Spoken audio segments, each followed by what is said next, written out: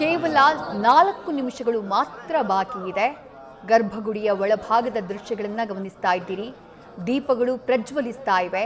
ಸೂರ್ಯ ರಶ್ಮಿಯ ಅಭಿಷೇಕ ಗವಿಗಂಗಾಧರನಿಗೆ ಆಗಬೇಕು. ಆ ಕ್ಷಣಕ್ಕಾಗಿ ಎಲ್ಲರೂ ಕೂಡ ಕಾಯ್ತಿದ್ದಾರೆ. ಸ್ವಾಮಿ ದ್ವಾರದ ಮೂಲಕ ಗರ್ಭಗುಡಿಗೆ ಪ್ರವೇಶವನ್ನ ಮಾಡುತ್ತೆ ಸೂರ್ಯರಶ್ಮಿ. ಮೊದಲಿಗೆ ನಂದಿಯನ್ನ ಸ್ಪರ್ಶ ಮಾಡುತ್ತೆ. ಅದಾದ ಬಳಿಕ ಶಿವಲಿಂಗಕ್ಕೆ ಸೂರ್ಯರಶ್ಮಿಯ ಸ್ಪರ್ಶ ಆಗುತ್ತೆ. ದೇಗುಲದ ಮುಂಭಾಗದ ದೃಶ್ಯಗಳನ್ನು ಗಮನಿಸ್ತಾ ಇದ್ದೀರಿ. ಅಲ್ಲಿ ಸೇರಿರುವಂತಹ ಭಕ್ತರನ್ನ ನೋಡ್ತಾ ಇದ್ದೀರಿ. ದೊಡ್ಡ ಸಂಖ್ಯೆಯಲ್ಲಿ ಭಕ್ತರಿದ್ದಾರೆ. ದೇಗುಲದ ಒಳಭಾಗಕ್ಕೆ ಸೂರ್ಯರಶ್ಮಿ ಬೀಳುವಂತಹ ಸಂದರ್ಭದಲ್ಲಿ ಯಾರಿಗೂ ಪ್ರವೇಶ ಇಲ್ಲ. ಬಟ್ ಅಲ್ಲಿ ಆ ಸೂರ್ಯರಶ್ಮಿಯ ಸ್ಪರ್ಶವನ್ನ ನೋಡೋದಕ್ಕೆ, ಸೂರ್ಯರಶ್ಮಿಯ ಅಭಿಷೇಕವನ್ನ ನೋಡೋದಕ್ಕೆ ಎಲ್ಇಡಿಗಳ ವ್ಯವಸ್ಥೆಯನ್ನ ಮಾಡಲಾಗಿರುತ್ತೆ. ಅದಾದಂತಹ ನಂತರದಲ್ಲಿ, ಆ ಪೂಜೆ ನೆರವೇರಿದಂತಹ ನಂತರದಲ್ಲಿ ಭಕ್ತರಿಗೆ ಗವಿಗಂಗಾಧರನ ದರ್ಶನಕ್ಕೆ ಅವಕಾಶವನ್ನ ಮಾಡಿಕೊಡ್ಲಾಗುತ್ತೆ. ಶಿವಲಿಂಗವನ್ನ ಸ್ಪರ್ಶಿಸಿ ಪಥವನ್ನ ಬದಲಿಸುವಂತಹ ಕೆಲಸವನ್ನ ಸೂರ್ಯದೇವ ಮಾಡಲಿದ್ದಾನೆ. ದಕ್ಷಿಣದಿಂದ ಉತ್ತರಕ್ಕೆ ಸೂರ್ಯನ ಪಥ ಬದಲಾವಣೆಯಾಗುತ್ತೆ. ಆ ಪಥ ಬದಲಾವಣೆಗೂ ಮುನ್ನ ಗವಿಗಂಗಾಧರನಿಗೆ ನಮಿಸಿ ಮುಂದಕ್ಕೆ ಸಾಕ್ತಾನೆ ಅನ್ನೋದು ಭಕ್ತರಲ್ಲಿರುವಂತಹ ನಂಬಿಕೆ.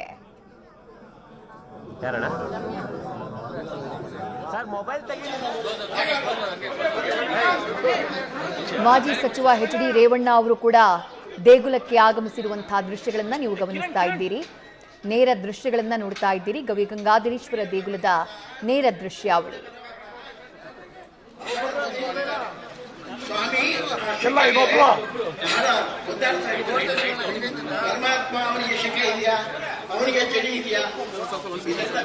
ಮತ್ತೆ ಆ ಕಡೆಗೆ ಹೋಗ್ಬೇಕು. ನಾನು ಬೆಳಕು ಅಲ್ಲೇ ಇರೋದು ಈಗ ಪ್ರೆಸೆಂಟ್. ಅದು ಈ ಕಡೆಗೆ ಬರುತ್ತೆ, ಆಮೇಲೆ ನಾನು ಆ ಕಡೆ ಹೋಗ್ತೀನಿ.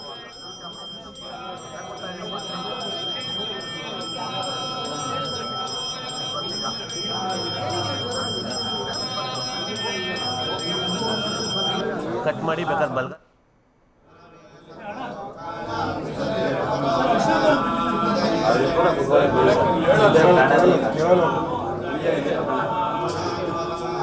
ಗವಿಗಂಗಾಧರ ದೇಗುಲದ ಗರ್ಭಗುಡಿಯ ಒಳಭಾಗದ ದೃಶ್ಯವನ್ನ ಗಮನಿಸ್ತಾ ಇದ್ದೀರಿ.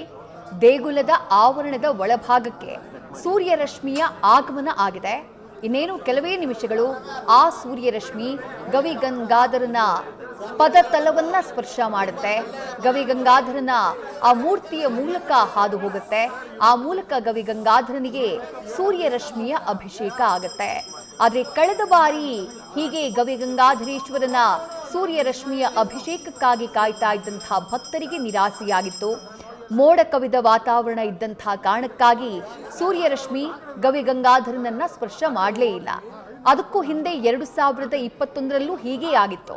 ಆಗ್ಲೂ ಸೂರ್ಯರಶ್ಮಿ ಗವಿಗಂಗಾಧರನನ್ನ ಸ್ಪರ್ಶ ಮಾಡಿರಲಿಲ್ಲ. ಆಗ್ಲೂ ಮೋಡ ಕವಿದಂತಹ ವಾತಾವರಣ ಇತ್ತು. ಕಳೆದ 53 ವರ್ಷಗಳಲ್ಲಿ ಹೀಗೆ ಗವಿಗಂಗಾಧರನನ್ನ ಮಕರ ಸಂಕ್ರಮಣದ ದಿನ ಸೂರ್ಯರಶ್ಮಿ ಸ್ಪರ್ಶ ಮಾಡದೇ ಇರೋದು ಕೇವಲ 3 ಬಾರಿ ಮಾತ್ರ. ಆದರೆ ಈ ಬಾರಿ ಹಾಗಾಗಲ್ಲ ಅನ್ನೋದು ಭಕ್ತರ ನಂಬಿಕೆ. ಯಾಕಂದ್ರೆ ಸೂರ್ಯರಶ್ಮಿ ಈಗಾಗಲೇ ದೇಗುಲದ ಒಳಭಾಗಕ್ಕೆ ಪ್ರವೇಶವನ್ನ ಮಾಡಿದೆ. ಮೋಡ ಕವಿದಂತಹ ವಾತಾವರಣವೂ ಇಲ್ಲ. ಹೀಗಾಗಿ ಕೆಲವೇ ಕ್ಷಣಗಳಲ್ಲಿ ಸೂರ್ಯರಶ್ಮಿ ಗವಿಗಂಗಾಧರನನ್ನ ಸ್ಪರ್ಶ ಮಾಡುತ್ತೆ. ಸೂರ್ಯರಶ್ಮಿಯ ಮೂಲಕ ಗವಿಗಂಗಾಧರನಿಗೆ ಬೆಳಕಿನ ಅಭಿಷೇಕ ಆಗತ್ತೆ.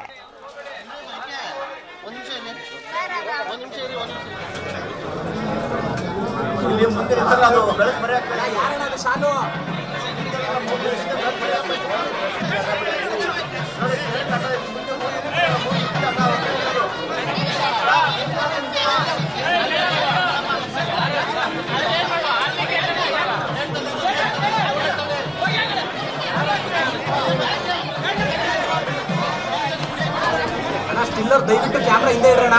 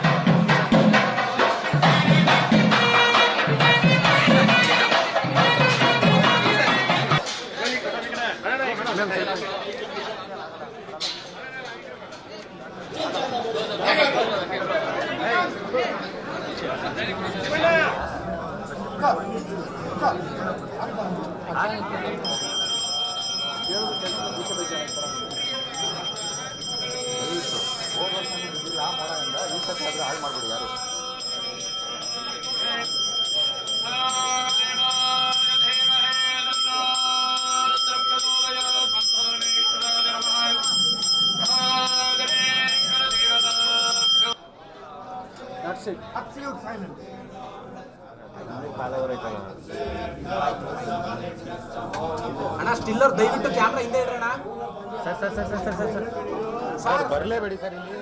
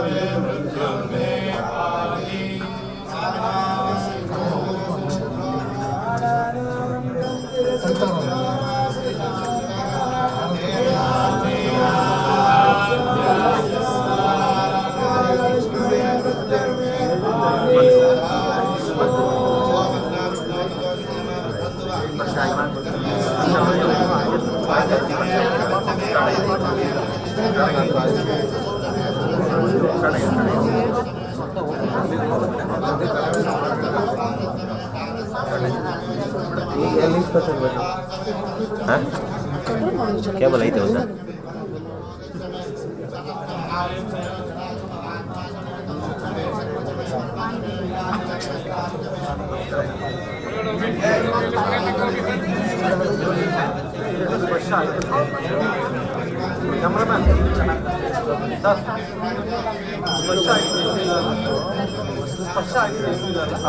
ಇಲ್ಲ ಐತೆ ನೋಡಿ ಬಾಗ್ಲಲ್ಲಿ, ಹೊಸ್ಲಲ್ಲಿ ಐತೆ ನೋಡಿ.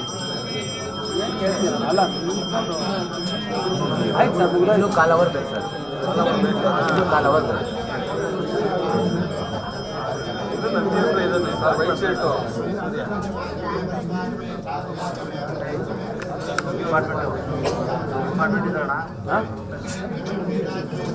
ಇನ್ನೂ ಇಲ್ಲ ಆದ್ರೆ ಏನು ಮಾಡೋದು?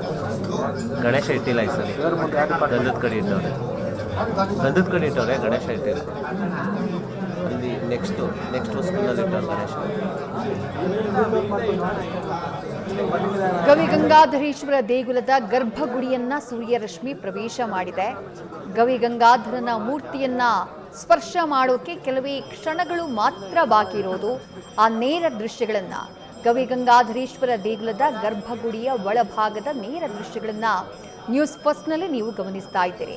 ದೇಗುಲದ ಇತಿಹಾಸ ಏನು, ದೇಗುಲದ ಪೌರಾಣಿಕ ಹಿನ್ನೆಲೆ ಏನು, ಯಾವ ರೀತಿ ವಾಸ್ತುಶಿಲ್ಪವನ್ನ ಇಲ್ಲಿ ನಿರ್ಮಾಣ ಮಾಡಲಾಗಿದೆ, ಅದೆಲ್ಲವನ್ನೂ ಆಗಲೇ ದೇಗುಲದ ಪ್ರಧಾನ ಅರ್ಚಕರಾಗಿರುವಂತಹ ಸೋಮಸುಂದರ ದೀಕ್ಷಿತ್ ಅವರು, ಧರ್ಮಶಾಸ್ತ್ರ ಪಂಡಿತರು, ಇತಿಹಾಸ ತಜ್ಞರು ಆಗಿರುವಂತಹ ಡಾಕ್ಟರ್ ಶಲ್ವಪಿಳ್ಳೆ ಅಯ್ಯಂಗರ್ ಅವರು, ಜೊತೆಗೆ ಖ್ಯಾತ ಇತಿಹಾಸಕಾರರಾಗಿರುವಂತಹ ಡಾಕ್ಟರ್ ಸುರೇಶ್ ಮೂನಾ ಅವರು ವಿವರಿಸಿದ್ದನ್ನು ನೀವು ಕೇಳಿಸಿಕೊಂಡ್ರೆ ಯಾವ ರೀತಿ ಈ ಚಮತ್ಕಾರ ನಡೆಯುತ್ತೆ ಅಂತ ಹೇಳಿ. ಹಾಗಂತ ಈ ಚಮತ್ಕಾರ ಕೇವಲ ಗವಿಗಂಗಾಧರೇಶ್ವರ ದೇಗುಲದಲ್ಲಿ ಮಾತ್ರ ಆಗುತ್ತಾ? ಮಕರ ಸಂಕ್ರಮಣದ ದಿನ ನಡೆಯುವಂಥ ಈ ಚಮತ್ಕಾರವನ್ನ ಕಣ್ತುಂಬಿಕೊಳ್ಳೋಕೆ ಅಂತ ಹೇಳಿ ಸಾಕಷ್ಟು ಸಂಖ್ಯೆಯಲ್ಲಿ ಭಕ್ತರು ಕಾಯ್ತಿರ್ತಾರೆ. ಇಲ್ಲಿ ಇನ್ನೂ ಒಂದು ವಿಶೇಷವನ್ನ ಹೇಳಬೇಕು. ಆಗಲೇ ಸುರೇಶ್ ಮೂನಾ ಅವರು ಇದನ್ನ ಉಲ್ಲೇಖ ಮಾಡ್ತಾ ಇದ್ರು. ದೆಹಲಿಯ ಜಂತರ್ ಮಂತರ್ ರೀತಿಯಲ್ಲೇ ಗವಿಗಂಗಾಧರೇಶ್ವರ ದೇಗುಲದ ಆ ವಾಸ್ತುಶಿಲ್ಪ ಇದೆ. 2008ರಲ್ಲಿ ಡಾಕ್ಟರ್ BS ಶೈಲಜಾ, ಆಸ್ಟ್ರೋಫಿಸಿಕ್ಸ್ ವಿಜ್ಞಾನಿಯವರು the astronomical significance of Gavi Gangadhareshwara temple ಅನ್ನುವಂತಹ ಹೆಸರಿನಲ್ಲಿ ಕರೆಂಟ್ ಸೈನ್ಸ್ ಅನ್ನುವಂತಹ ಮ್ಯಾಗಝಿನ್ನಲ್ಲಿ ಒಂದು ಪ್ರಬಂಧವನ್ನ ಅವರು ಮಂಡಿಸಿದ್ದಂತಹ ಒಂದು ಪ್ರಬಂಧ ಅದರಲ್ಲಿ ಪ್ರಕಟ ಆಗಿರುತ್ತೆ. ಅದರಲ್ಲಿ ಈ ದೇಗುಲದಲ್ಲಿ ಇಂಥದ್ದೊಂದು ವಿಸ್ಮಯ ನಡೆಯುವುದಕ್ಕೆ ಏನು ಕಾರಣ, ವಾಸ್ತುಶಿಲ್ಪವನ್ನ ಯಾವ ರೀತಿ ಇಲ್ಲಿ ನಿರ್ಮಾಣ ಮಾಡಲಾಗಿದೆ, ಎಕ್ಸಾಕ್ಟ್ ಆ ನಿಖರ ರೀಸನ್ಗಳೇನು, ವಾಸ್ತುಶಿಲ್ಪದ ಆ ನಿಖರ ಲೆಕ್ಕಾಚಾರಗಳೇನು, ಅದೆಲ್ಲವನ್ನ ಅವರು ವಿವರಣೆ ಕೊಟ್ಟು ಬರೆಯುವಂತಹ ಕೆಲಸವನ್ನ ಆ ಪ್ರಬಂಧದಲ್ಲಿ ಮಾಡಿದ್ರು ಡಾಕ್ಟರ್ BS ಶೈಲಜಾ ಅವರು. ಹಾಗಂತ ಇವತ್ತು ಒಂದು ದಿನ ಮಾತ್ರನ ಅವರು ಮಾಡಿರುವಂತಹ ಅಧ್ಯಯನದ ಪ್ರಕಾರ ನವೆಂಬರ್ 30ನೇ ತಾರೀಕು ಕೂಡ, ಪ್ರತಿ ವರ್ಷ ನವೆಂಬರ್ 30ನೇ ತಾರೀಕು ಕೂಡ ಇದೇ ರೀತಿ ಗವಿಗಂಗಾಧರನಿಗೆ ಸೂರ್ಯ ರಶ್ಮಿಯ ಅಭಿಷೇಕ ಆಗುತ್ತೆ. ಆದ್ರೆ ಸಂಕ್ರಮಣದ ದಿನ ನಡೆಯುವಂತಹ ಈ ಸೂರ್ಯ ರಶ್ಮಿಯ ಸ್ಪರ್ಶ ಇದು